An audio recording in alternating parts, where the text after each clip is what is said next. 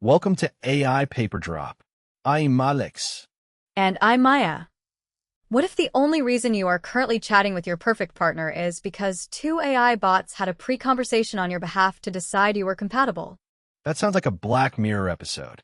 Wait, are we talking about something that is actually happening? Pretty much.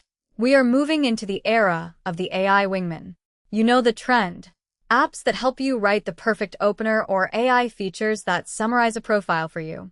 Right, the tools that basically eliminate the blank page syndrome. I get that. Who doesn't want a little help making a great first impression? Exactly. But there is a hidden glitch here.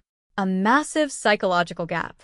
Because while we love the idea of a personal assistant doing our hard work, we feel a sense of digital betrayal when we realize the person on the other end is actually a bot. Oh, I totally get that. It is the difference between using a spell checker and discovering your date is actually a ghostwriter. One feels like a tool, the other feels like a lie. Precisely. And that is what this paper is all about.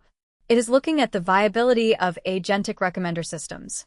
Basically, if we let AI agents converse on our behalf, will the system actually work, or will everyone just feel cheated? So the stakes here are basically trust. If a platform just starts blasting automated agents at everyone, does the whole social fabric of the app just collapse? That is exactly what the researchers were worried about. They wanted to measure something they call receptivity. Not just if you like AI, but specifically if you are okay with sending it versus receiving it. Wait, are those not the same thing? If I'm cool with AI, I am cool with AI. You would think so. But the researchers found something they call delegation asymmetry. It is a fancy way of saying that as humans, we are kind of hypocrites about this. I'm sensing a but coming. A big one. Think of it like a one-way mirror. We want the convenience of an AI representative to handle the awkward first moves for us, but we demand absolute human authenticity from everyone else. So it is like, I am happy to have a professional agent negotiate my salary, but if I find out the hiring manager used an AI to convince me to take the job, I feel played. Exactly. The researchers did this massive audit. They surveyed thousands of active users on a major dating platform across 2 different languages to see where this line is drawn.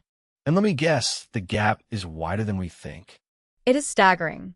The data shows that people are roughly 3 times more likely to deploy their own AI agent than they are to actually engage with someone else's. 3 times? Okay, that is actually wild. I thought maybe it was a small difference, but that is a total disconnect.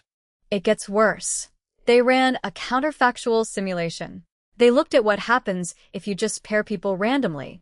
In that scenario, only 4 to 13% of matches would actually work. Wait, only 13%? Why so low? Because for a match to be successful in this AI-mediated world, you need both people to be okay with it. You need a sender who wants to use a bot and a receiver who is actually willing to talk to one.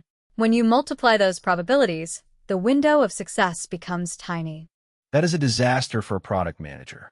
If you launch this feature and 90% of your interactions feel fraudulent or off-putting, you just killed your app. Right.